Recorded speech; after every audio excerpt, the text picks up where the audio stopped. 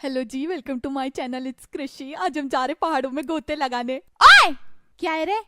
Animation video कब डालेगी? वो क्या होता है? वो क्या होता है? रुक जा, अभी तेको बताते। कर दो अनसब्सक्राइब। नहीं नहीं भाई भाई, नहीं नहीं, रुक जा रुक जा रुक जा। वहाँ के रेट देख के मेरे पोपड़े निकल गए। नहीं मतलब इतनी महंगी महंगी चीजें भी होती है। उस आंटी को पूरे कॉलोनी के बारे में पता रहता है। अरे तुम्हारा कोई काम धंधा नहीं है क्या? घर पर दिन भर यही बैठी रहती हो? ऐसा कोई मुझे नहीं पता था कि ये तूफान से पहले का सन्नाटा है। तो देखा मेरा पूरा चेहरा सूजा हुआ है।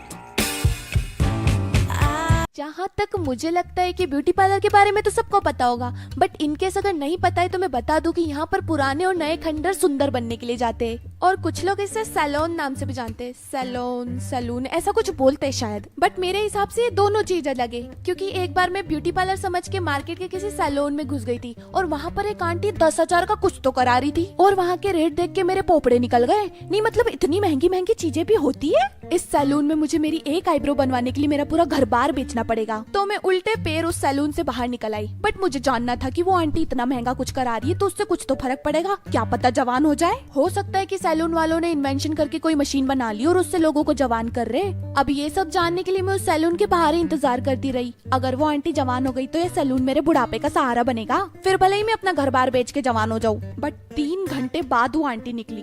3 घंटे और इत्तू सा भी फर्क नहीं पड़ा उनके ऊपर। तब मुझे समझ आया कि पुराने खंडर के ऊपर कितनी भी लिपा पोती कर दो, पुराना खंडर पुराना ही रहता है। अब उस सैलून में मैं घुसी क्यों थी? क्योंकि मुझे आईब्रो बनवानी थी और ये सिलसिला 10th क्लास से चालू हो गया था। क्योंकि दूसरी लड़कियों को देख के मुझे भी शौक भरा गया था कि मुझे भी आईब्रो बनानी है, मुझे भी सुंदर दिखना है। और अब अगर नहीं बनवाऊं तो पूरा जंगल उगाता है मेरे चेहरे पर। चिंपांजी की दूसरी बहन लगती हूँ मैं। पहली बार मैं अपनी मम्मी के साथ आईब्रो बनवाने 10th क्लास में गई थी और हम लोग ब्यूटी पार्लर गए थे। अब देखो ब्यूटी पार्लर है ना, आपको हर गली के किसी कोने में मिल जाएगा। एक आंटी थ्रेड लेके बैठी रहेगी और उनके घर के बाहर जरूर एक बोर्ड लगा रहेगा, खुशबू मुस्कान या फिर खुशी ब्यूटी पार्लर। जस्ट 30 रुपए में काम हो जाता है वहाँ पर। सैलून जैसे हजारों रुपए नहीं देने पड़ते। अब देखो वहाँ पर होता क्या है। एक तो आंटी रहेगी जो कि ब्यूटी पार्लर वाली होती है। उस आंटी को पूरे कॉलोनी के बारे में पता रहता है। पूरी मतलब अक्खा। अगर तुमको लेटेस्ट न्यूज चाहिए, किसी का अफेयर जानना है या फिर किसी के गर्लफ्रेंड बॉयफ्रेंड के बारे में जानना है, इस आंटी से पूछ लो। इस आंटी को सब कुछ पता रहता है। और एक हेल्पर रहेगी इसके साथ में जिसको ये ब्यूटी पार्लर का कोर्स सिखा रही होती है। अब वो हेल्पर जिसका भी मेकअप करे उससे भी पैसे लेती है और हेल्पर से भी पैसे लेती है, क्योंकि कोई भी चीज फ्री में नहीं सीखी जाती।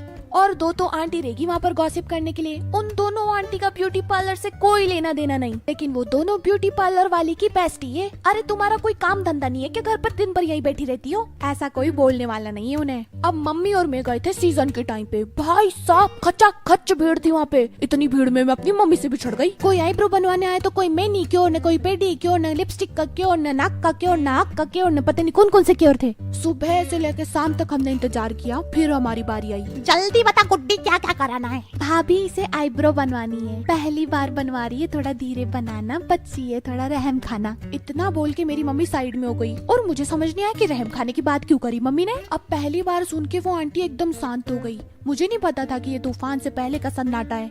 पहले तो वो आंटी ने मेरे हाथ बांध दिए, मेरी फटाई। फिर उनकी सपोर्टर को बोला कि मेरे पैर पकड़, मेरी और ज्यादा फटाई। फिर वो ब्यूटी पार्लर वाली आंटी ने अपनी 2 बॉडी बिल्डर बेस्टी को बुलाया। मुझे लगा था कि ये दोनों कुछ काम की नहीं, केवल बातें करती है। एक आंटी ने मेरी एक आईब्रो पकड़ी तो दूसरी आंटी ने मेरी दूसरी आईब्रो। वो दोनों आंटी मुझे उस टाइम पे यमराज के 2 दूत दिख रहे थे। इतना देख के तो मेरा दिल धड़कना बंद कर गया था। मैं बेहोश, लेकिन जैसे ही आईब्रो बनाना चालू हुआ वैसे ही मुझे होश आया और मैं चिल्लाई, बचाओ बचाओ मम्मी बचाओ। इतने में मेरे में इतनी पावर आ गई कि मेरे में कोई दानव भरा गया। मैंने दिल ला तो उस हेल्पर में और वो गई ब्यूटी पार्लर के दूसरे कोने में। उतने में वो ब्यूटी पार्लर वाली आंटी गई उस हेल्पर को उठाने और फिर बोली, तेरे में जरा सा भी दम नहीं, मरेली जरा टाइट पकड़। तब मुझे लगा कि मुझे ये लोग आज पूरा गज्जा कर देंगे। मैं किसी को मुंह दिखाने लायक नहीं रहूंगी। इतने में एक बॉडी बिल्डर आंटी बोली, सुष्मिता का हस्बैंड सुशीला के साथ घूम रहा था, तुमने देखा था? अपने ब्यूटी पार्लर के सामने से ही तो गया था। उन आंटी की आवाज बहुत बुलंद, पूरे ब्यूटी पार्लर वालों ने वो आवाज सुनी। और उस टाइम पे सुष्मिता और सुशीला दोनों ही ब्यूटी पार्लर में थी।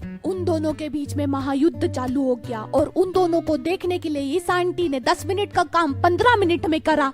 वो 15 मिनट मुझे पूरे 15 घंटे जैसे महसूस हुए। मेरी दुनिया का सबसे भयानक दिन। जब मैंने आंखें खोली तो देखा मेरा पूरा चेहरा सूजा हुआ है और वो ब्यूटी पार्लर वाली मुझे बोली, पहली बार में तो ऐसा ही होता है, अगली बार से तुम्हें आदत हो जाएगी। उस दिन मैं अपना चेहरा छुपा कर घर तक गई थी। मेरा भाई मेरा चेहरा देख के हंस हंस के पागल हो गया। एक बार सूजन उतर जाने थे, हूर की परी लगूंगी मैं। हूर की परी? अभी तो लाल मुंह की बंदरिया लग रही है। फिर जब मैं सूजन उतरने के बाद स्कूल गई, क्यों कैसी लग रही हूँ?